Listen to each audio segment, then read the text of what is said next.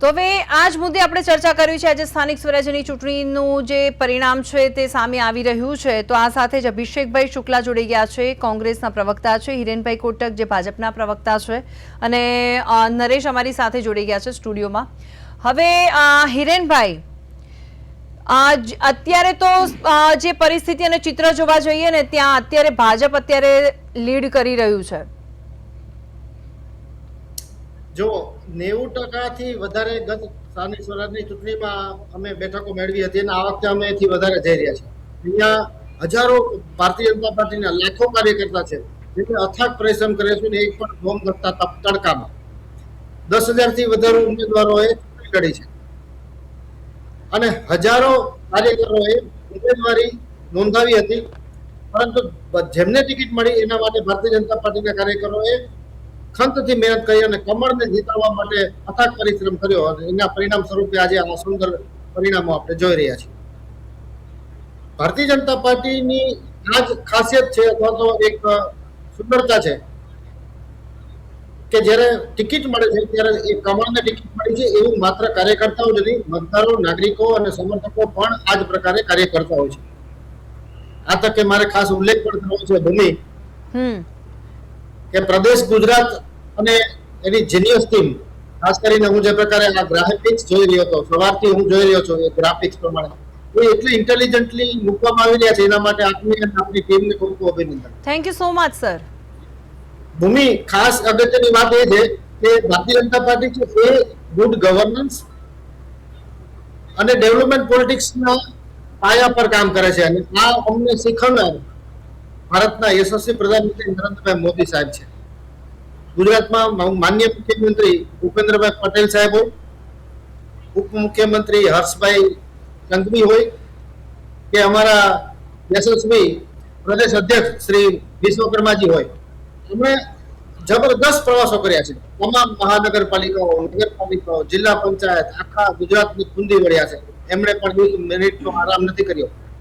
અમને તો ચિંતા થતી હતી ક્યાંક એમની તબિયત ના બગડે, પરંતુ જે પ્રકારે સંગઠન દ્વારા અને ખાસ કરીને જ્યારે રાજ્ય કક્ષાના મંત્રી હોય, કેબિનેટ કક્ષાના મંત્રી હોય, સંસદ સભ્ય હોય, ધારાસભ્ય હોય, નાના અગ્રણી પદાધિકારી કાર્યકરો હોય, બધાએ ખૂબ જ ખંતથી કામ કર્યું છે અને આ કામ કરવાનું કારણ એટલું જ છે કે ગુડ ગવર્નન્સ આપવું છે અને ડેવલપમેન્ટ પોલિટિક્સને વધારે પ્રભાવી બનાવવું છે। આજે વિપક્ષો પણ ડેવલપમેન્ટ પોલિટિક્સ એટલે કે વિકાસની રાજનીતિ અને સુશાસનની વાત કરતા થઈ ગયા છે, પરંતુ એમની પાસે ન તો કોઈ ભાથું છે ન તો કોઈ વિઝન છે।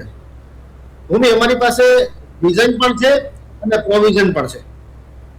અમે લોકો જે કહીએ છીએ એ કરી બતાવીએ છીએ। અમારો ચૂંટણી ઢંઢેરો નથી હોતો, અમારો હોય છે સંકલ્પ પત્ર અને એ સંકલ્પ અમારો દ્રઢ હોય છે, એ અમે સાબિત કર્યું છે અને અમે લોકો સુધી સુખાકારી પહોંચાડી છે। અભિષેકભાઈ, હિરેનભાઈનું કહેવું છે કે કોંગ્રેસ પાસે વિઝન નથી હોતું, એના કારણે કદાચ જે જનતા છે તમારા ઉપર વિશ્વાસ નથી કરતી।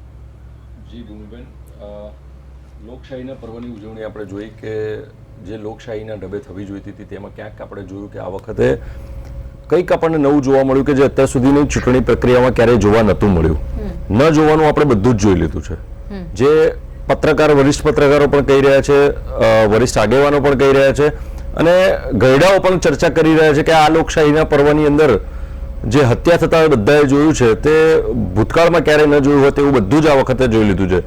ભારતીય જનતા પાર્ટી પાસે જો વિઝન હોય અને જો 30 વર્ષથી ભારતીય જનતા પાર્ટીએ વિકાસનું કામ કર્યું અને વિકાસની રાજનીતિ કરતી હોય તો પછી ખેલ લીધી એમને લોકશાહીના પર્વની ઉજવણી કરવી જોઈતી હતી, નહીં કે પછી સામ દામ દંડ ભેદનો ઉપયોગ કરીને જે 750 થી વધારે જે સીટો બિનહરીફ કરવાની જે રમત રમવામાં આવ્યા, ત્યાં ક્યાંક ને ક્યાંક લોકશાહીના પર્વની ઉજવણીનો જે મતાધિકાર આપણને બંધારણીય હક આપવામાં આવ્યો છે, જે પ્રજાને ચૂંટીને લાવવાની એક સત્તા આપવામાં આવી છે કે જે પ્રતિનિધિને પોતાના પ્રજાના પ્રશ્નોનું નિરાકરણ લાવનાર જે વ્યક્તિ છે એ કોઈ પણ પક્ષનો હોય, એ કોઈ વ્યક્તિ એ કોઈ પક્ષનો હોય એ બરાબર અલગ થઈ ગઈ, પણ એ નાગરિક છે, એ નાગરિકને અધિકાર છે કે એ વોટ આપી અને પોતાના પ્રશ્નોને નિરાકરણ લાવવા માટે ઉમેદવારને ચૂંટીને લાવે। પણ ત્યાં પણ ક્યાંક ને ક્યાંક ભારતીય જનતા પાર્ટીએ પ્રજા સાથે પણ વિશ્વાસઘાત કર્યો તેવું પણ આપણે કંઈક ને ક્યાંક જોયું છે। બીજી બાબત ભૂમિબેન મારે એટલા માટે કહેવી છે કે જનતાનો જનાદેશ અત્યારે જે આવી રહ્યો છે તેમાં અત્યારે કોઈ પણ બાબતમાં કહેવું એ ઉતાવળિયો નિર્ણય એટલા માટે છે કે અત્યારે શરૂઆતી રુઝાન કહેવાય કે શરૂઆતી મતપેટીઓ ખુલતી હોય ને જ્યાં ચોક્કસપણે જીત નિશ્ચિત થઈ ગઈ છે, ભારતીય જનતા પાર્ટીની હોય, કોંગ્રેસની હોય કે અપક્ષ પણ ચૂંટાઈને આવ્યા છે, તેઓને ખૂબ ખૂબ અભિનંદન. પણ ઘણી બધી સીટો પર હજી રસાકસી જોઈ રહ્યા છે. ઘણી જગ્યાએ આપણે જોયું કે 3 વોટથી પણ કોંગ્રેસના ઉમેદવારની હાર થઈ છે. એટલે ટક્કર તો 100% આપી છે. જે કોઈ પણ કોંગ્રેસના ઉમેદવારો અત્યારે મેદાનમાં ચૂંટણી લડી રહ્યા હતા અને જે અત્યારે મત ગણતરીની પ્રક્રિયા ચાલી રહી છે તેમાં ટક્કર તો આપી રહ્યા છે. અને બીજી વસ્તુ કે પ્રજાનો વિશ્વાસ તો હર હંમેશ કોઈ પણ પક્ષ સાથે હોય એ શિરોમાન્ય રાખે છે અને શિરોમાન્ય રાખવો જ પડે. અભિમાનમાં આવીને અહંકારી નીતિના કારણે જો એવું કહેવું કે અમે આમ જ કરીશું ને અમે આમ જ કરીશું તો એ વાત ખોટી છે. બીજી વાત કે જો વિકાસ તમે કર્યો છે તો પછી શા માટે તમારે ગભરાવાની કે ડરવાની જરૂર છે? તમે વિકાસ કર્યો હોય તો પ્રજા અત્યારે મોંઘવારીમાં પીસાતી ના હોત. જે તમે અત્યારે જે કહેવાય કે કોર્પોરેશનમાં અને બીજી બધી જગ્યાઓ પર જે કરવેરા નાખીને પ્રજાને દબાવી દીધા છે કરવેરાના ડુંગર નીચે, ત્યાં અત્યારે પ્રજા દબાઈ ના હોત, પીસાઈ ના હોત. અને માટે જ અત્યારે આપણે જે કોઈ પણ આપણા ટીવી સ્ક્રીન પર પણ આપણા માધ્યમથી જોઈ રહ્યા છે ત્યાં પણ ક્યાંક ને ક્યાંક આપણે એ પણ જોઈ રહ્યા છે કે ભારતીય જનતા પાર્ટીનો વિરોધ હોય, કોંગ્રેસ પક્ષનો પણ વિરોધ હોય ને અપક્ષ પણ ક્યાંક ને ક્યાંક મેદાન મારી રહ્યું હોય તેવું પણ આપણે જોઈ રહ્યા છીએ. હું સમજી ગઈ અભિષેકભાઈ તમે કહેવા શું માંગો છો, પણ કોંગ્રેસની મર્યાદિત પણ મહત્વની જીત તો થઈ છે.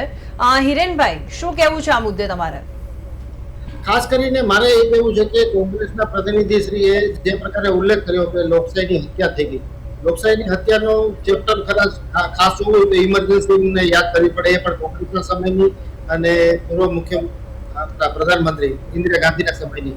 પણ અહીંયા જ્યારે બિનહરીફ બેઠકોની વાત આવે તો એ બિનહરીફ બેઠકોની બાબતમાં નોંધવા જેવી બાબત ભૂમિ એ છે, પ્રશ્ન પણ છે મારો પ્રવક્તા કોંગ્રેસને, કે જેટલી બેઠકો 700 આસપાસ જે કંઈ પણ બેઠકો બિનહરીફ થઈ એમાંથી મોટા ભાગની બેઠકોમાં કોંગ્રેસે ઉમેદવારી જ નથી નોંધાવી.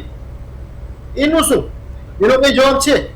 આ સમજવા જેવી બાબત એ છે કે ક્યાંક માત્ર એમને ઉમેદવારો મળ્યા છે, નથી મળ્યા એટલું જ નથી, પણ ત્યાં લોકો કાર્યકરો અથવા એમના કાર્યકરો એમને લાગતું હોય કે આ વ્યક્તિ ઉમેદવારી નોંધાવી શકે એમ છે, એ ઉમેદવારી નોંધાવવા જ તૈયાર નથી.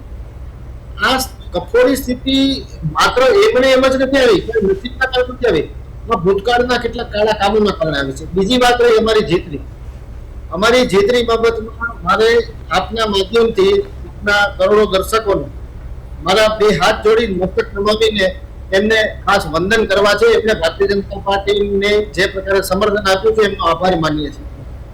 અમે જોશથી નહીં, અમે માત્ર ને માત્ર મૃદુ ભાષામાં વાત કરવા ટેવાયેલા છીએ.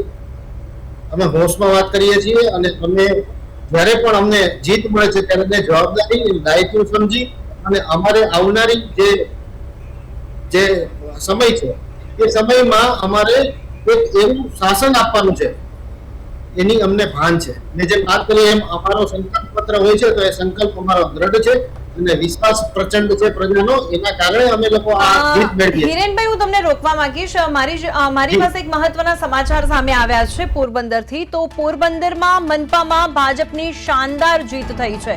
જી હા, પોરબંદરના મનપામાં ભાજપની શાનદાર જીત. પોરબંદરમાં કોંગ્રેસને એક પણ બેઠક નથી મળી અને મનપામાં તમામ 52 બેઠક પર ભાજપની જીત થઈ છે અને પરિણામ બાદ વિજેતા ઉમેદવારોમાં એક ખુશીની લહેર જોવા મળી રહી છે અને તમામ બેઠક પર જીત થતા ભાજપના કાર્યકરો ગેલમાં આવી ગયા છે. જી હા, અમે જે રીતે વાત કરી રહ્યા છીએ તે રીતે પોરબંદરના મનપામાં ભાજપની શાનદાર જીત થઈ છે.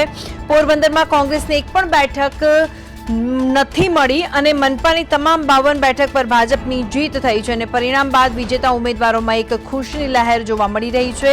તમામ બેઠક પર જીત થતા ભાજપના કાર્યકરોમાં એક ગેલમાં આવી ગયા છે. મહત્વપૂર્ણ બાબત પોરબંદરથી સામે આવી રહી છે. હવે આજે સ્થાનિક સ્વરાજ્યની ચૂંટણીના પરિણામો જેમ જેમ સામે આવી રહ્યા છે તો વાત કરીએ તો પોરબંદરની, તો પોરબંદર મનપામાં ભાજપની શાનદાર જીત. પોરબંદરમાં કોંગ્રેસમાં એક પણ બેઠક નથી મળી અને મનપાની તમામ 52 બેઠક પર ભાજપની જીત થઈ છે. અને બીજી બાજુ ઘણા એવા પણ દ્રશ્યો સામે આવ્યા છે કે ત્યાં હોબાળા પણ થયેલા છે. તો અમદાવાદની જ વાત કરીએ તો LD એન્જિનિયરિંગ કોલેજ ખાતે હોબાળો થયો હતો અને મતગણતરી દરમિયાન આ હોબાળો થયો અને ભાજપના કાર્યકરો અને પોલીસ વચ્ચે ઘર્ષણ પણ થયું અને ભાજપના કાર્યકરોને પોલીસે લાફો મારતા તંગદિલી જેવું પણ વાતાવરણ પેદા થઈ ગયું છે. અમે અત્યારે વાત પોરબંદરની કરી રહ્યા છીએ. તો પોરબંદરમાં મનપામાં ભાજપની શાનદાર જીત થઈ છે. પોરબંદરમાં કોંગ્રેસને એક પણ બેઠક નથી મળી અને મનપાની તમામ 52 બેઠક પર ભાજપ લીડ કરી રહ્યું છે.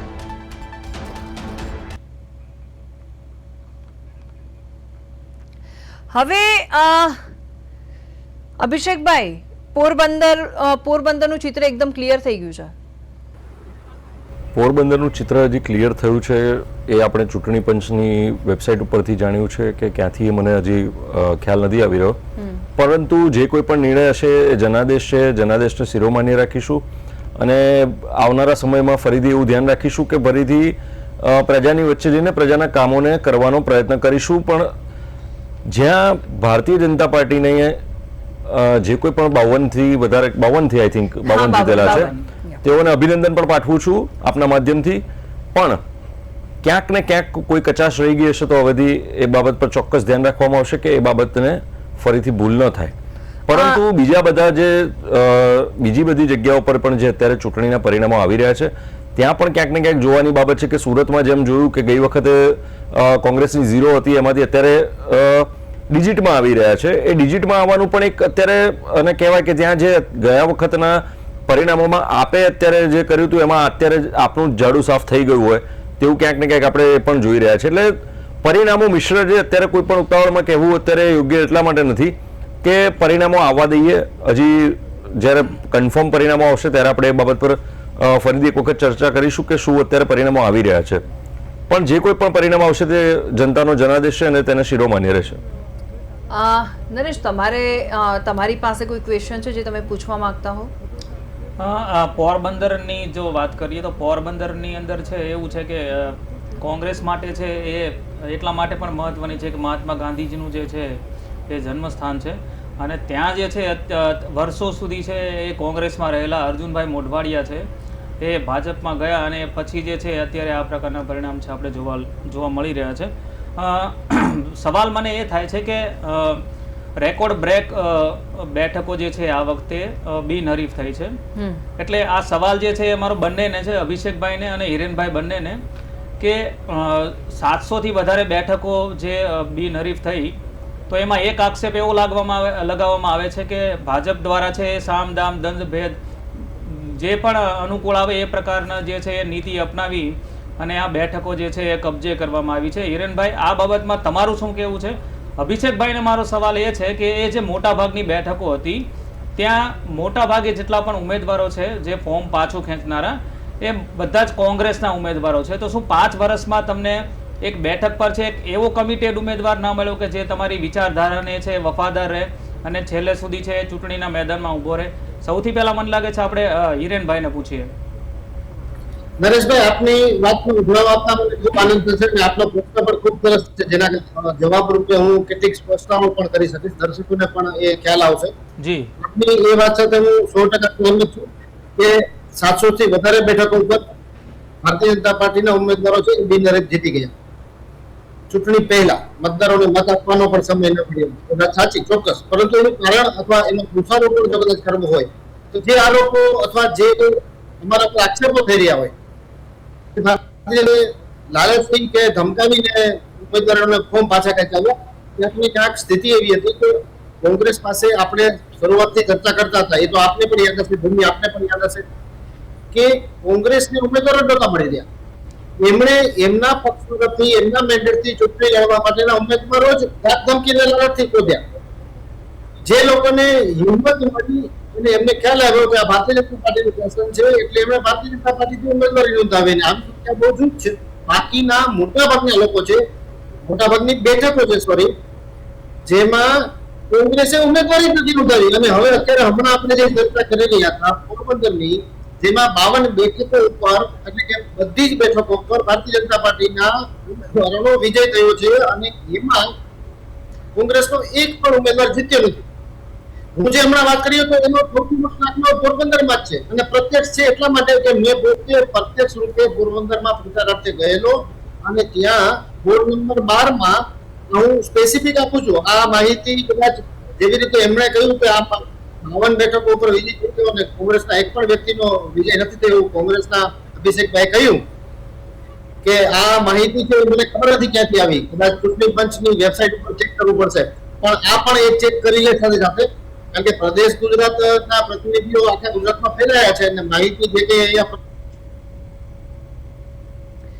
અભિષેક ત્યારે એમણે ખાસ આ સમજવા જેવી બાબત એ છે કે 12 નંબર વોર્ડ જે પોરબંદરનું છે એમાં કોંગ્રેસનું ઉમેદવારી જ નથી નોંધાવી. આ એક દાખલો હું આપી દઉં છું. હવે તો બધી આ બેઠકો હિરેનભાઈ સતત બોલી રહ્યા છે કે ઘણી જગ્યાએ કોંગ્રેસના ઉમેદવારો જે છે ઉમેદવારી નોંધાઈ જ નથી. એ કેટલી વાત સાચી છે અભિષેકભાઈ તમારા મતે? અને ચોક્કસ આંકડો કેટલો છે અભિષેકભાઈ? એવી કેટલી બેઠકો હતી કે જેના ઉપર કોંગ્રેસે ઉમેદવારી જ નથી નોંધાવી? કારણ કે જો એવું હોય તો પછી આ બંને તરફનો સવાલ છે. નરેશભાઈ અને ભૂમિબેન, આપના સવાલનો જવાબ એટલા માટે હું આપીશ કે જે મારા મિત્ર કહી રહ્યા છે કે ઉમેદવારી મળી જ નથી, તો ઉમેદવારી મળી નથી તો પછી બિનહરીફ તમે કરાવ્યા કેવી રીતે? બીજી વસ્તુ કે પહેલેથી જ્યારે ફોર્મ ભરાયા હતા ત્યારે તો 750માંથી કોંગ્રેસના ઉમેદવારો પણ હતા જ. ક્યાંક ધાક ધમકી અને ક્યાંક કોઈક કારણોસર ફોર્મ પરત ખેંચાયા છે. હા, ઘણી જગ્યાએ ટેકનિકલ કારણોસર ફોર્મ પરત ખેંચાયા અથવા તો મેન્ડેટ ન પહોંચ્યા હતા અને એવી ઘટનાઓ પણ આપણે સામે આવી હતી. પણ એવું થાય તો બની હોય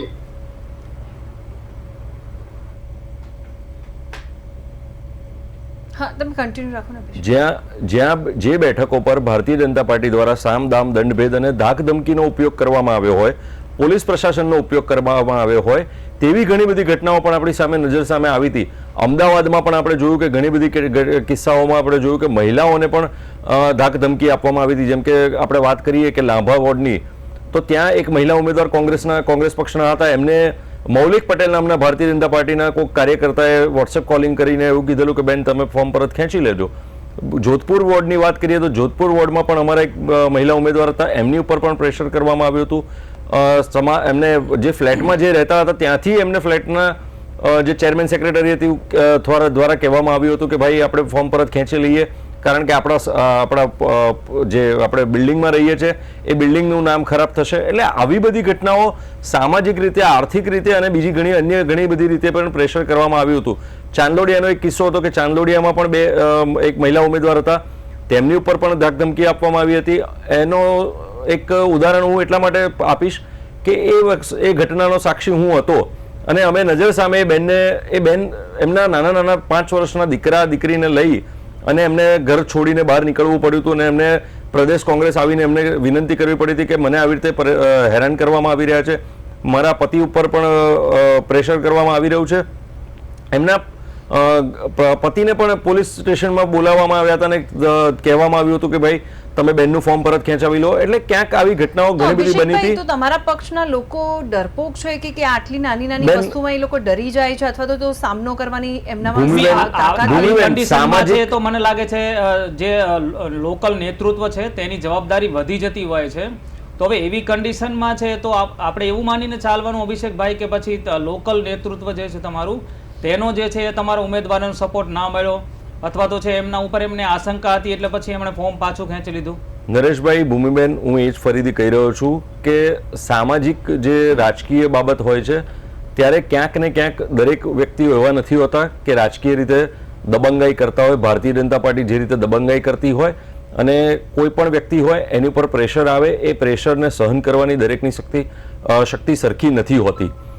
જે કોઈ પણ ઉમેદવારી કરવા આવે છે, કોઈ પણ લોકશાહીની ઢબે ઉમેદવારી કરે છે, એ કોઈ પણ પક્ષમાંથી કરતું હોય, ભારતીય જનતા પાર્ટીમાંથી કરતું હોય અથવા તો કોંગ્રેસ પક્ષમાંથી કરતું હોય કે અપક્ષમાંથી કરતું હોય, એ ઉમેદવારી કરવા પાછળ સામાજિક સેવા પણ હોય છે અને ઘણી જગ્યાએ એવું હોય છે કે ઉમેદવારી કર્યા પછી પણ જે પ્રેશર આવતું હોય છે એ પ્રેશરને સહન કરવાની દરેકની ક્ષમતાઓ સરખી નથી હોતી.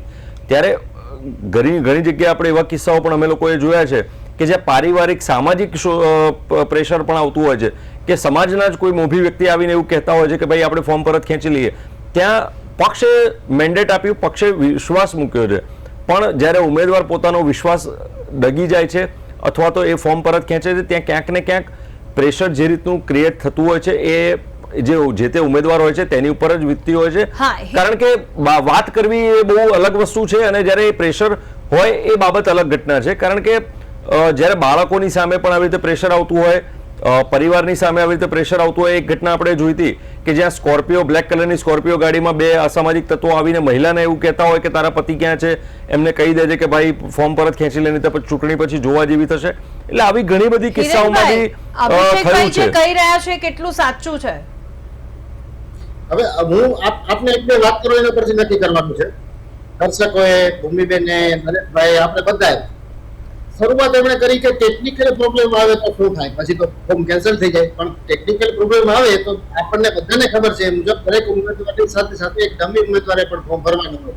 જો એમનું ફોર્મ છે એ ટેકનિકલ કારણસર રદ થાય તો ડમી ઉમેદવારનું ફોર્મ એક્સેપ્ટ થઈ જાય. પણ બધા જ કોંગ્રેસના ઉમેદવાર એવું કેમ કહી રહ્યા છે હિરેનભાઈ કે ભાજપના લોકો ધાકધમકી આપીને બિનહરીફ થયેલા છે? જી હિરેનભાઈ, એકલ દોકલ આપણો પ્રશ્ન ઘટનાથી ફરીથી. 732 બેઠકો છે એ બિનહરીફ થઈ છે. હા, 732 માંથી મેં આપને કહું કે 90% થી વધારે બેઠકો ઉપર કોંગ્રેસના ઉમેદવાર જ કોંગ્રેસ ઉપર નથી રાખ્યા. અને આપને કદાચ ખ્યાલ નહીં હોય તો આપને એ પણ માહિતી આપું છું, કેમ કે અમારે એટલે માહિતી રાખવી જ પડે એટલે કે માત્ર 60% થી 70% ની વચ્ચે એમને ઉમેદવાર ઉપર રાખે છે. બાકી કેટલા તો ઉમેદવાર જ નથી ઉપર રાખ્યા. હિરેનભાઈ, જ્યાં ઉમેદવાર ઉપર નથી અભિષેકભાઈ, રાખ્યા કેટલી એટલે કેટલી સાચી વાત છે અભિષેકભાઈ? જ્યાં ઉમેદવાર ઉભા નથી રાખ્યા તો બિનહરીફ થાય. અભિષેકભાઈ તમે કહી Natural. શકો છો. ભૂમિબેન, હું એ જ વસ્તુ કહી રહ્યો છું વારંવાર કે હિરેનભાઈ જે દાવાઓ કરી રહ્યા છે એમાં મારે અત્યારે પૂર્તિતામાં નથી પડવું, કારણ કે એ ઘટના પતી ગઈ છે. હવે જે વાત છે કે પરિણામ આવવાની બાબત છે કે જે અત્યારે ઉમેદવારો ચૂંટણી લડી રહ્યા હતા અને જે પણ ચૂંટણીમાં અભિષેકભાઈ તમે જ હમણાં કીધું ને કે બિનહરીફ માટે આ લોકો ધાકધમકી આપી રહ્યા બેન, હું છે, એ જ એવું વસ્તુ- પ્રેશર ક્રિએટ કરી રહ્યા હતા, જી. તેમ એટલા માટે તો કોંગ્રેસના ઉમેદવાર જેમ અને હિરેનભાઈ- હિરેનભાઈ એમ કહે છે હિરેનભાઈ કે કહી રહ્યા ઉમેદવારી છે- નથી નોંધાઈ ને એક બીજી બાજુ હિરેનભાઈ તમે કહી એ પણ રહ્યા કહી છે- રહ્યા છો કે ભાજપના લોકો ધાકધમકી અને જે તમારા જે પાર્ટી છે એના ઉપર પ્રેશર કરી રહ્યા છે. હિરેનભાઈ જે કહી રહ્યા છે હું એ જ વસ્તુ પર ફરીથી કહી રહ્યો છું કે જે હિરેનભાઈ એમ કહી રહ્યા હોય કે બેઠકો પર ઉભા જ નથી રાખ્યા, તો એવું તો ક્યાંય બન્યું નથી, મને પણ ધ્યાનમાં નથી. હા, કોક વોર્ડ જગ્યાએ નંબર 12 પોરબંદરમાં તમારું કહેવું એમ છે કે વોર્ડ નંબર 52 માંથી ઉમેદવારો ઉભા જ નથી રહ્યા એમ? તમે તો અત્યારે લાઈવ કોલ કરીને આપણે જાણીએ. એટલે ઉભા જ નથી રાખ્યા. હા, તમે ડમી ઉમેદવારોની બાબતમાં ના. વાત કરતા હો તો ડમી ઉમેદવારોના પણ ફોર્મ પરત ખેંચાયા હોય, જ્યાં ભારતીય જનતા પાર્ટીના ધારાસભ્ય, સાંસદ સભ્યોને પણ ઉતરી પડવું પડતું હોય. ઉમેદવારો ઉભા જ નથી રાખ્યા કોંગ્રેસે અને એ બિનહરીફ થઈ ગયું. એનું કાંઈક તો બોલો. હવે અત્યારે આપણે ફોર્મ ફરી ભરાવી શકવાના છીએ હિરેનભાઈ?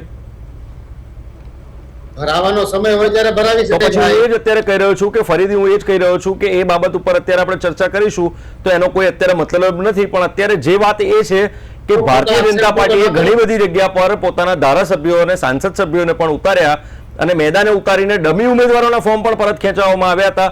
બીજી વસ્તુ કે ટેકેદારોને પણ હવે ધમકાવો. ઉમેદવાર. હિરેનભાઈ, એક કામ કરીએ, આપણે આપ બોલી લો. આપ હોશિયાર છો કારણ કે આપને બધી જ બાબતો ખ્યાલ છે, કારણ કે કોઈ બોલવા દેશો તો તમે સાચું જાણી શકશો ને.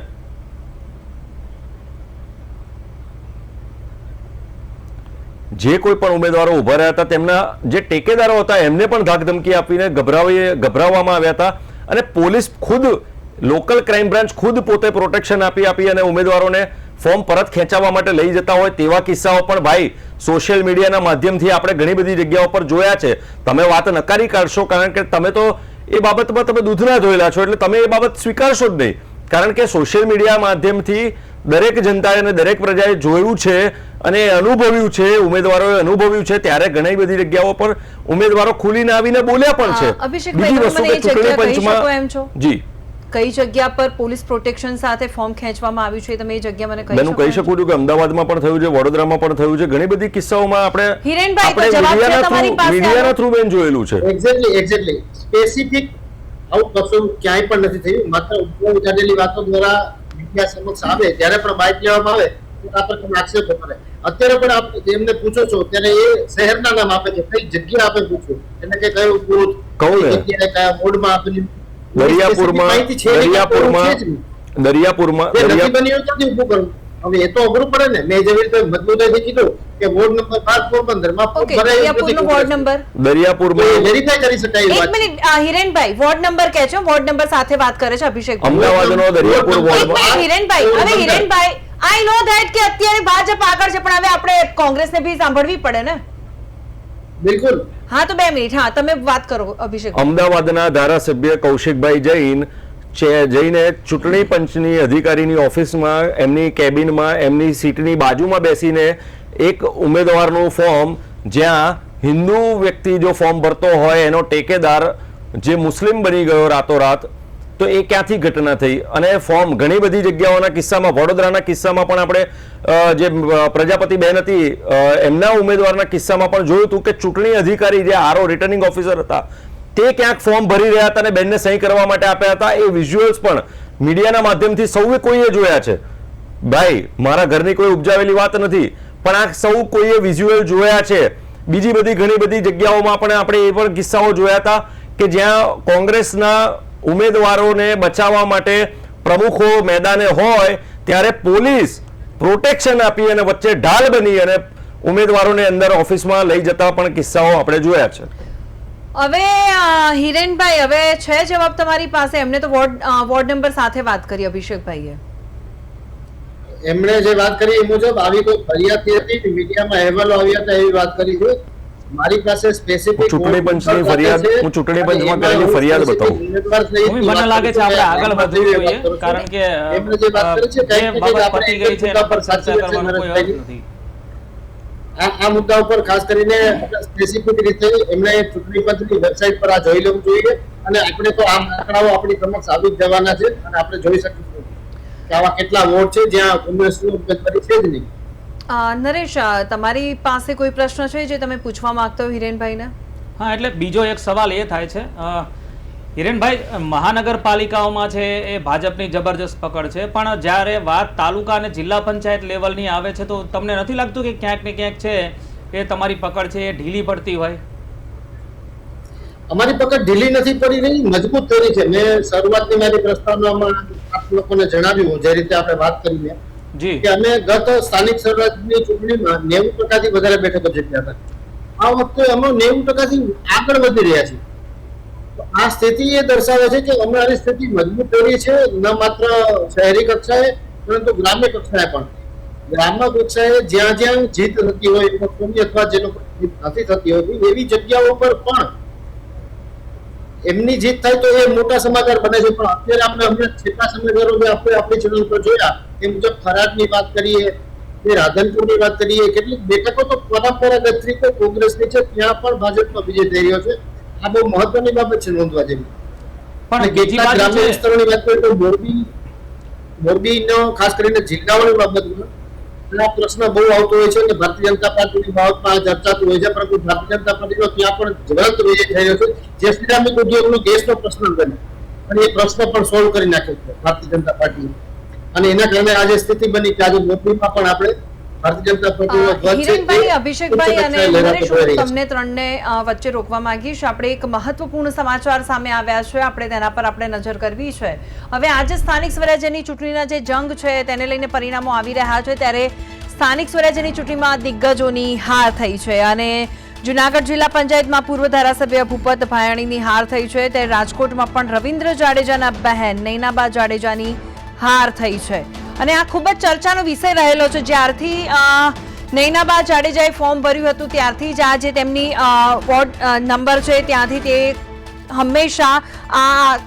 હંમેશા જે રીતે રાજકોટમાં રવિન્દ્ર જાડેજાના બહેન નૈનાબા જાડેજાની હાર થઈ છે, ત્યારે માયાભાઈ આહિરના પુત્રી સોનલ દેવની પણ હાર થઈ છે. અરવેલીના પૂર્વ આઈપીએસ અને ભાજપના ઉમેદવાર મનોજ નીનામાનીની પણ હાર થઈ છે.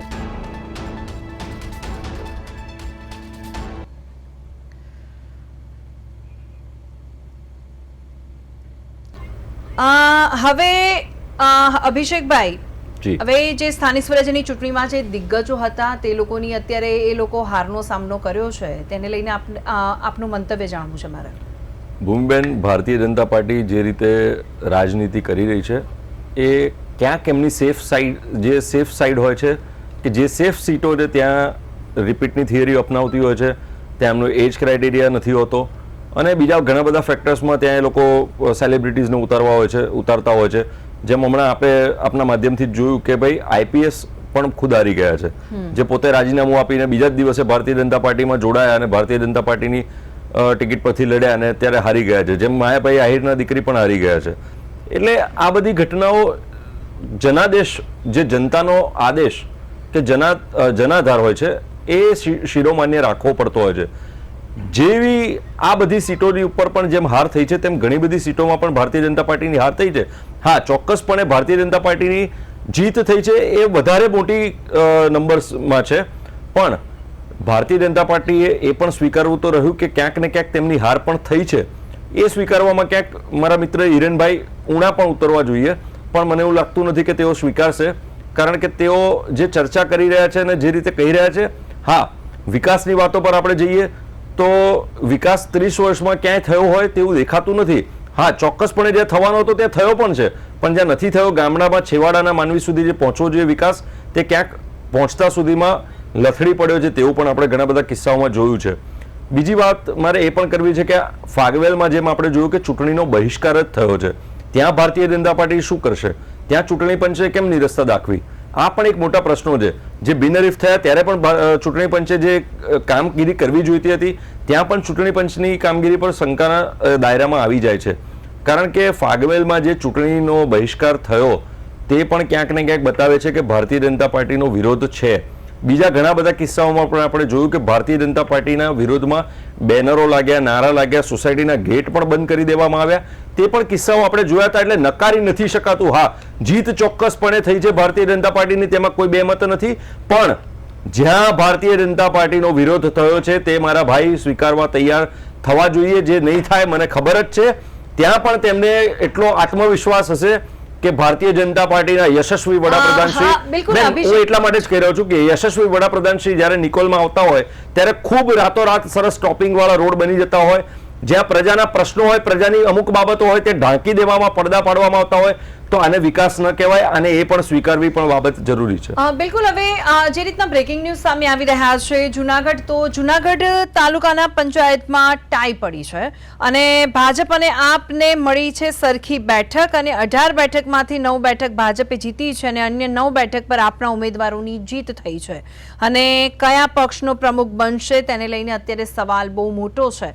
હવે હિરેનભાઈ, અભિષેકભાઈની વાતથી હું થોડી એટલા માટે સહેમત થઉં છું, કારણ કે અંતરિયાળ ગામોની જો પરિસ્થિતિ આપણે જોવા જઈએ ને હિરેનભાઈ, તો અત્યારે પણ ત્યાંની સ્ત્રીઓ બેડા લઈને 1-2 કિલોમીટર પાણી ભરવા જાય છે. પાણીનો પ્રશ્ન ત્યાં હજુ પણ સોલ્વ નથી થયો. પાણી, રોડ હોય, રસ્તા હોય, તેના પણ જે પ્રોબ્લેમ છે તે પ્રોબ્લેમ સોલ્વ નથી થયા. હા, ઉપરનો વિકાસ થયો છે, જ્યાં અંદર એકચ્યુઅલી થવો જોઈએ વિકાસ, એ વિકાસ નથી થયો. હિરેનભાઈ, જો આપણે નલ સે જલ યોજના દ્વારા પાણી પહોંચાડી, બીજું આપણે વીજળી ઘરે ઘરે પહોંચાડી, આપણે શૌચાલય દરેક ઘરમાં મૂકી દીધા છે, જેથી કરીને મારી બહેનોને, ગુજરાતની બહેનોને કોઈ પણ પ્રકારનો ક્ષોભ અનુભવવાની સ્થિતિ ન બને. મારા મિત્ર જે પ્રકારે વાત કરી રહ્યા હતા, કોંગ્રેસના પ્રવક્તા છે, એ એવું કહી રહ્યા હતા કે હું શું વિચારું છું. હવે જો એ વિચારતા હોય કે હું શું વિચારું છું, તો એ પોતે શું વિચારશે એ ખબર નથી પડતી. મારે કહેવું એ છે કે સાહેબ, જ્યાં અમારી હાર થઈ હોય, જ્યાં પણ અમને પીછેહટ થઈ છે, ત્યાં અમે લોકો ચિંતન પણ કરીશું અને મનન પણ કરીશું. હવે ચિંતન અને મનન, કેમ કે ચિંતન શિબિર શબ્દ તો બહુ જાણીતો છે, પણ મનન પણ એક બહુ અગત્યની વસ્તુ. ચિંતન ક્યાં હોય કે જ્યાં કલેની ભૂલમાંથી શીખવાનું હોય, એને ચિંતન કહેવાય, અને ભૂલ જ ન થાય એના માટે વિચારવું એને મનન કહેવાય. અમે લોકો મનન પણ કરીએ છીએ, એટલે જ અમે ઉત્તરોત્તર પ્રગતિ કરી છે. એટલે જ આ વખતે પણ ગત ચૂંટણી કરતા 90% વધારે બેઠકો અમે મેળવી રહ્યા છીએ. આનું કારણ આ છે, આ મહત્વની બાબત. અમે જેટલો જીતને પણ અમે વંદન કરીએ છીએ, એટલી અમે હારને પણ સ્વીકારી પણ છીએ, અને એની પાછળ અમે કામ પણ કરીએ છીએ. ક્યાંય પણ કાંઈ પણ ક્ષતિ રહી ગઈ હોય, કોઈ સુવિધા પહોંચવામાં તકલીફ હોય, તો ચોક્કસપણે અમે બરોબર ધ્યાનપૂર્વક આપ લોકોની, ખાસ કરીને મીડિયાની ખબર જ છે, તમારા જે રિપોર્ટર છે, કેમેરામેન છે, એ આવા બધા તડકામાં કે પણ હિરેનભાઈ, અંતરિયાળ ગામો છે, મારી વાત અંતરિયાળ ગામ માટે છે. અંતરિયાળ ગામોમાં હવે જે રહેતો જે ખેડૂત છે ને, તેને નથી 24 કલાક માટે વીજળી મળતી, એને તો પહેલા તો ખાતર જ નથી મળતું. જો ખાતર અને પાણી અમે લગભગ તો કોઈ એવા જિલ્લા કે એવી કોઈ અંતરિયાળ ગામો પણ બાકી નથી બોર્ડરના ગામો, આપણે ગુજરાતની બોર્ડરના ગામો જોઈએ, દરિયા તરફના અને દરિયા સિવાયના ગામોની વાત કરીએ, આદિવાસી વિસ્તારોમાં, જંગલના પહાડી વિસ્તારોમાં પણ અમે ત્યાં પણ નાની નાની ખેતી થતી હોય છે, ત્યાં સુધી પણ અમે વીજળી, પાણી અને તમામ સુવિધા પહોંચાડી શકીએ છીએ. અને ખાસ કરીને ખાતર માટેની જો વાત આવે તો એના માટે કેન્દ્ર સરકાર અને રાજ્ય સરકારના બંને નિગમો દ્વારા જે લોકોને ખાતરની જરૂરત હોય એમને ઇન્ડિવિજ્યુઅલી પણ ખાતર પહોંચાડવાની વ્યવસ્થા અમલી બનાવી છે. એમ નરેશ, છતાં પણ ક્યાંય ત્રુટી રહી ગઈ, હવે તો અમે એના પર કામ કરવા તૈયાર છીએ. હિરેનભાઈ જે કહી રહ્યા છે તેના ઉપર તમારે કંઈ કહેવું છે? એ હિરેનભાઈ ભાજપના પ્રવક્તા છે, એટલે એમની જે છે એમના પક્ષનો જે પણ છે એ નીતિ નિયમ હોય એના અંડરમાં બોલે. પણ આપણે થોડા દિવસ પહેલાંની જ વાત છે કે દક્ષિણ ગુજરાતમાં છે, ખાસ કરીને દાહોદ અને ડાંગ જિલ્લાની જ છે, આપણા જ રિપોર્ટરે સ્ટોરી બનાવેલી હા, કે ત્યાં જે છે આજે પણ મહિલાઓ છે ડાંગ જિલ્લાની અંદર છે, ઉનાળો શરૂ થાય એટલે આજની તારીખમાં છે એ ડુંગરો ખૂંદી અને 2-3 કિલોમીટર દૂર જઈ અને એક બેડું પાણી ભરી અને લઈને આવે છે. હું ખુદ મારી જ વાત કરું કે સરિતા ગાયકવાડ જે આપણા એટલા મોટા છે સ્પોર્ટ્સ વુમન છે અને આખા દેશનું નામ રોશન કરેલું છે, તેમણે પોતે જે છે એ થોડા સમય પહેલાંની જ વાત છે કે એમણે પોતે બેડું લઈ અને પાણી ભરવા જતા હોય તેવા દ્રશ્યો છે આપણે મીડિયામાં જોયા છે.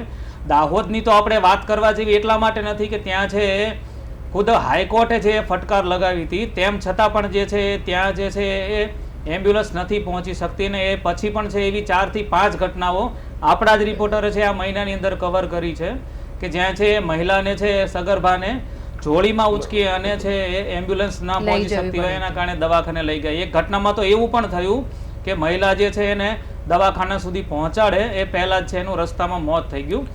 એટલે વિકાસ જે છે એ અમુક જગ્યાએ થયો છે, અમુક જગ્યાએ હજી બાકી છે.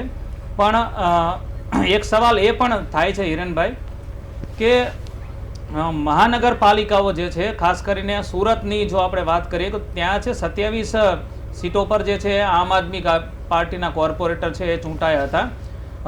હમણાં સુધી જે સમાચાર હતા એ ત્યાં સુધી છે એમનું ખાતું પણ ખોલેલું નથી. પણ ગુજરાતના અલગ અલગ ભાગોની અંદર જે છે તાલુકા લેવલે છે અથવા તો છે નગરપાલિકા લેવલે છે આમ આદમી પાર્ટીએ છે ખાતા ખોલાવી દીધા છે. દાખલા તરીકે રાજકોટની અંદર છે, લોધિકાની અંદર છે આપના ઉમેદવારો જીતેલા છે અને અમરેલીની અંદર તો જે છે આખી તાલુકા પંચાયત છે બગસરા, ત્યાં આમ આદમી પાર્ટી છે જીતી છે. એ સિવાય કચ્છની અંદર છે એક બેઠક છે, ચરાડવા કરીને હળવદ તાલુકાની એક બેઠક છે. તો તમને નથી લાગતું કે પેલું સુરત પૂરતું મર્યાદિત હતું તો પહોંચી શકાતું હતું, પણ હવે આ પ્રમાણે છે અલગ અલગ જગ્યાએ ગુજરાતમાં છે છૂટી છવાઈ રીતે આમ આદમી પાર્ટી છે એ પોતાનું અસ્તિત્વ ઊભું કરે તો એ ભાજપ માટે કંઈક ચિંતાનો વિષય છે? ચોક્કસથી કદાચ ગુજરાતની બધી બેઠકો જીતી જઈએ અને એક બેઠકમાં પણ હારી જઈએ તો એ ચિંતાનો વિષય છે. કેમ કે ચિંતાનો વિષય એટલા માટે કે ભારતીય જનતા પાર્ટીને સુશાસન આપવાની ચિંતા પણ છે. હવે સુરતની વાત કરીએ તો સુરતમાં જે પ્રકારે ખાતું નથી ખુલી રહ્યું એનું કારણ ત્યાંનો અનુભવ છે લોકોનો કે આમ આદમી પાર્ટીના જેટલા લોકો જીત્યા હતા એમણે કામ નથી કર્યા તો એમને એમનું પરિણામ મળી રહ્યું છે. હવે આ પ્રકારે જ્યાં જ્યાં વેક્યુમ બની છે ત્યાં જો અન્ય કોઈ પણ જીતી જાય છે તો એ સ્થિતિ પણ સ્વાભાવિક રીતે અનુભવના આધારે સુરતના પરિણામો આજે જે આવી જવાના 7 સુધીમાં એના આધારે ચોક્કસપણે ભવિષ્ય બદલાવાનું છે. પરંતુ તમે વાત કરીએ વેક્યુમ એટલે ક્યાંક એવું પણ છે કે જ્યાં લોકો ભરમાઈ જતા હોય છે, ત્યાં સ્થિતિ એવી કપોડી બનતી પણ હોય છે. ચોક્કસપણે સ્વીકારું છું, પરંતુ એ સ્વીકારવાની સાથે અમે લોકો એના પર કામ પણ કરીએ છીએ. આ સાથે હવે તમારા પહેલી વાત પર જોવા માંગુ છું જે આપણે સ્ટોરી કરી દાહોદ વાળી.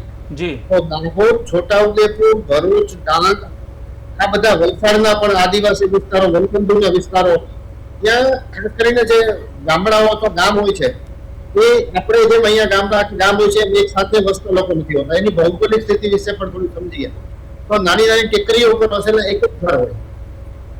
હવે એ ટેકરીઓથી એને મુખ્ય માર્ગ સુધી આવવા માટે સ્વાભાવિક રીતે કોઈ બીજું કોઈ પણ વૈકલ્પિક વ્યવસ્થા એમને કરવી પડે જ્યારે કાંઈ પણ બને તો એ 108 અથવા જે કોઈ પણ વાહન આવે છે, એમ્બ્યુલન્સ આવે છે, એ એમ્બ્યુલન્સ સુધી પહોંચવા માટે એમને વૈકલ્પિક વ્યવસ્થા જતા હોય ત્યાંના દ્રશ્યો જો આપણે જોઈએ તો લાગે કે 108 નથી મળી, પરંતુ ડુંગરો ઉપર ચડે એવી આપણે ત્યાં 108 એમ્બ્યુલન્સ નથી બની. પરંતુ એના પર પણ વ્યવસ્થા પણ થવી જોઈએ ને હિરણભાઈ. સવાલ એ છે ખાસ આપણે એટીએસ વાહન આપણે ખ્યાલ હશે. All terrain vehicle. આ ઓલ ટેરેન એટીવી વ્હીકલ છે, એવી એમ્બ્યુલન્સ પણ તૈયાર થઈ રહી છે, આરએનડી થઈ રહી છે, જેથી કરીને આપણે આવા વિસ્તારોમાં પહોંચી શકીએ. સગર્ભા બહેનોને પડતી તકલીફ તમે જોઈ છે, મેં પણ જોઈ છે, પણ એ ન કરવી જોઈએ એ સંકલ્પ છે, એના ઉપર કામ થઈ રહ્યું છે. અને ભવિષ્યમાં આપણે જરૂર પડીએ હવે ડ્રોન કેરિયરો પણ વિકસાવીશું. આપણે એવા વ્યવસ્થાઓ કરીશું કે જ્યાંથી આપણે આમને એરલિફ્ટ કરીને પણ નેચર સાથે જેવી રીતે આપણે હિરેનભાઈ, અમારા સહયોગી તમને જ પૂછી થતું હોય રહ્યા તો છે સારી જ કે બાબત જો છે, હિરેનભાઈ. વૈકલ્પિક તમે જે જવાબ આપ્યો વૈકલ્પિક સુવિધાનો, તો પણ મારો સવાલ તમને એ જ છે કે વૈકલ્પિક સુવિધા ક્યારે એમ? જેમ હિરેનભાઈ કહે છે કે હજી અમે એના ચોક્કસપણે માટે- આપણે જેમ જેમ આપણી પાસે ટેકનોલોજી વધતી ગયા છે, આજે આપણે ડ્રોન વોરફેરમાં ઇન્ડિયા નંબર 1 થઈ ગઈ છે, એ રીતે ડ્રોનના ઉપયોગમાં પણ આપણે આગળ વધી રહ્યા છીએ. મેં વાત કરી એમ ત્યાં બીજો કોઈ વિકલ્પ હોય જ ન શકે. ટેકરી એક જ ઘર વસેલું છે, ત્યાં કંઈક બનાવ બને છે અથવા એમને કોઈ મેડિકલ એડની જરૂર પડે છે, તો શું કરીએ? સ્વાભાવિક રીતે આપણે ત્યાં આ પ્રકારના વિકલ્પો જ આવે. આપણે ધીમે ધીમે જેમ નવી ટેકનોલોજી આવે છે, નવી ટેકનોલોજીને સાથે લઈ અને કામ કરીએ છીએ, લોકોને વધારે સુવિધા આપવાનું કામ કરીએ છીએ. ઓકે, એટલે હવે ભવિષ્યમાં આવા હિરેનભાઈ, છૂટછાટ હિરેનભાઈ. પણ ન બને. અભિષેકભાઈને પણ આપણે પૂછીએ, જે હમણાં તમે જે વાત કરી એ જ મુદ્દા ઉપર, કે આમ આદમી પાર્ટી જે છે એ ધીમે ધીમે છે ગુજરાતમાં પગ પેસારો કરી રહી છે, તો અભિષેકભાઈ તમને પણ ચિંતા તો થતી હશે ને? નરેશભાઈ, આમ આદમી પાર્ટી હોય કે MIM હોય કે બીજી અન્ય કોઈ પાર્ટીઓ હોય, તે ભારતીય જનતા પાર્ટીની બી ટીમ છે, એ આપણને સ્પષ્ટપણે અત્યારના હાલના સમયમાં જોવા મળી રહ્યું છે. કારણ કે જીતેલા ઉમેદવારો પણ, રાજુ કરપડા પણ અત્યારે જોયું કે ભારતીય જનતા પાર્ટીમાં જોડાયા અને એમને બીજા દિવસે ટિકિટ મળી ગઈ. દિલ્હીમાં પણ આપણે જોયું કે 7 સંસદ સભ્યો આપ છોડી અને ભારતીય જનતા પાર્ટીમાં જોડાઈ ગયા. આવનારા સમયમાં ક્યાંક એમને કોઈ કારણસર અડવાનું હશે, પણ એ નડવાનું ને અડવાનું કારણ પહેલેથી જ ચેતીને એ લોકો ભારતીય જનતા પાર્ટીમાં જોડાઈ ગયા. એટલે ક્યાંક ને ક્યાંક જોઈએ તો એ ભારતીય જનતા પાર્ટીના જે નારાજ મતદારો છે તે કોંગ્રેસ તરફ ન જાય, એને માટે એક રેસ્ક્યુ કરવા માટે થઈને એ ભારતીય જનતા પાર્ટી એ આપને ઉમેદવાર તરીકે ઉમેદવારે છે. બીજી વસ્તુ કે આપનું આપણે જોયું હોય તો ક્યાંય પણ કોઈ એ કેવી બાબત છે આપનું કામગીરી કે ચૂંટણી આવે ત્યારે ડ્રાઉ કરીને નીકળી પડે છે, મસ્ત સરસ પોસ્ટરો બનાવે છે, વિડીયો બનાવે છે, મીડિયામાં આવી જાય છે, ચકચાર બનાવી દે છે, અને પછી જે ઇલેક્શન ચૂંટણી પતી જાય છે એનું કારણ અત્યારે આપણે સુરતમાં પણ જોઈ રહ્યા છે કે સુરતમાં પણ અત્યારે આપનો સફાયો થઈ ગયો છે અને સુરતમાં કોંગ્રેસને વિપક્ષમાં આવવા જેટલો તો અત્યારે જનાદેશ મળી રહ્યો છે, તે પણ આપણે સ્પષ્ટપણે જોઈ રહ્યા છે. બીજી બાબત પર મારે એક વાત એ પણ કરવી છે કે જે અત્યારે આપણે ચર્ચા આની પહેલા કરી રહ્યા હતા કે જોડીમાં નાખીને જવાની બાબત હતી. ત્યાં એક ધારાસભ્ય ભારતીય જનતા પાર્ટીના હતા, ત્યારે એ કિસ્સામાં ભારતીય જનતા પાર્ટીના ધારાસભ્યએ એવું કહ્યું હતું કે અમે જે મહિલાને લઈને, ગર્ભવતી મહિલાને જોડીમાં નાખીને લઈ જવામાં આવી રહ્યા હતા, ત્યારે એ ધારાસભ્યએ એવું નિવેદન આપ્યું હતું કે એ ટેકરી પર છે, એમાં અમારો વાંક નથી. એટલે આ પણ એક શરમજનક બાબત છે કે ધારાસભ્ય જેવા પદ ઉપર આવ્યા પછી પણ અહંકારી જવાબો અને નિવેદનો આપવા. હમણાં જ આપણે જેમ આણંદમાં અને વડોદરામાં જોયું કે સંસદ સભ્યો જેવા સંસદ સભ્યો જે હર્ષ સંઘવી સાહેબની ઉપસ્થિતિમાં અને ચૂંટણી પંચની હાજરીમાં જો એવું કહેતા હોય કે તમે કોંગ્રેસ પક્ષને જીતાડીને લાવશો તો એક પણ રૂપિયો ગ્રાન્ટ તમને નહીં આપવા દઉં, એટલે આ ક્યાંક ને ક્યાંક જો આટલી મોટી ધાક ધમકી જો ખુલ્લા મંચ ઉપર આપવામાં આવતી હોય, ચૂંટણી પંચની સામે સમક્ષ આપવામાં આવતી હોય, જ્યાં મીડિયા પણ હાજર હતું, સોશિયલ મીડિયા પર પણ આપણે જોયું છે, એટલે નકારી નથી શકાતું કે ભારતીય જનતા પાર્ટી અત્યારે સામ દામ દંડ ભેદની નીતિ અપનાવી નથી રહી. એ હકીકત છે, એ સ્વીકારવું પણ પડશે, પણ કદાચ ક્યાંક સ્વીકારવામાં વાર લાગશે.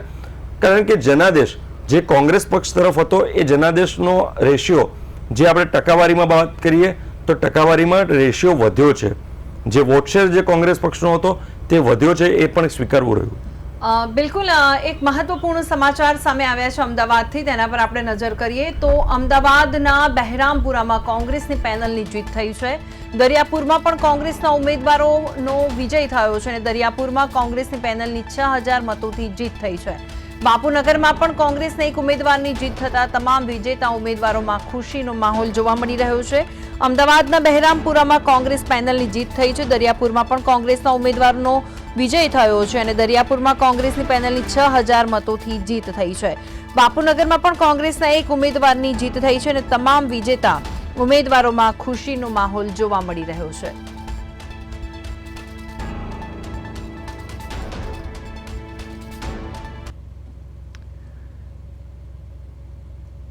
હિરેનભાઈ, મેં જે બ્રેકિંગ વાંચ્યું એ સાંભળ્યા હશે તમે,